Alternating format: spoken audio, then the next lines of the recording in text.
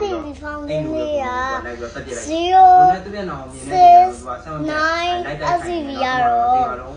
ဒီမှာပြောပြမှာဖြစ်ပါတယ်။ဘာလဲဆိုတော့အရင်တော့ကသူတောင်တက်ခဲ့တက်ပြီးတော့မှသူ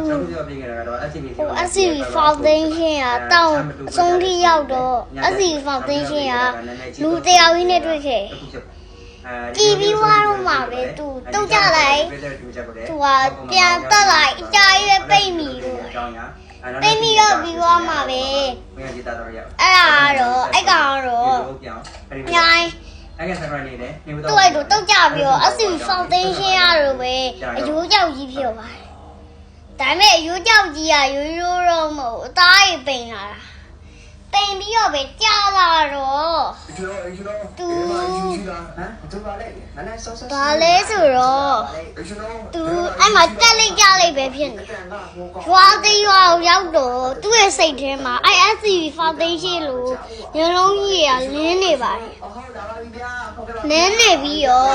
အဲ့ SCV foundation ကသူကလင်းနေရောအဲ့လိုမျိုးအုပ်ပြီးတော့သူ့ရဲ့ညနှောင်နေနေပါတယ်နေပြီးတော့မှအားလုံးတိရတဲ့အတိုင်းပဲအဲ့မျိုးလေးနေပြီးတော့သူလူတွေကိုညနှောင်လာကြည့်ရင်ဝိုင်းပြီးတော့တက်နေတာတနေ့မှာပဲအကုန်လုံးအကောင် SCV foundation ကမြင်သွားပြီးတော့သူဝင်ပြီးတော့ဖမ်းလိုက်ပါတယ်ဖမ်းပြီးတော့မှပဲတနေ့တော့ကတော့သူကတော့ကောင်းတဲ့လူလိုပဲထင်ခဲ့ပါတယ်ဒါပေမဲ့ထင်ခဲ့ပဲသူကတော့အသက်ကြီးလာတော့အဲ့ထဲမှာစီကမာလေး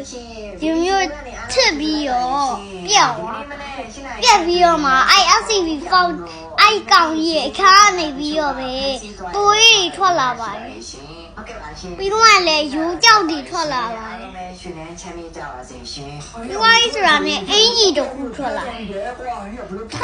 တော့မှပဲကြာလာတော့သူကတော့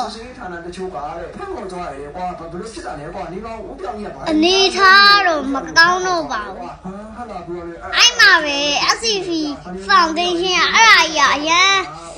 စိုးကနေပြီးလို့ထင်ပြီးတော့နေရောက်ခန်းမှာထားလိုက်ပါတယ်ထားပြီးတော့ပဲအဲ့ကောင်ကတော့မရပါဘူးတော်တော်လှူရှားမြန်နေကောင်ပါအဲ့ကောင်ရဲ့လူတွေကိုလိုက်တဲ့မြန်စပီးရတော့3500ကျော်ပါတယ်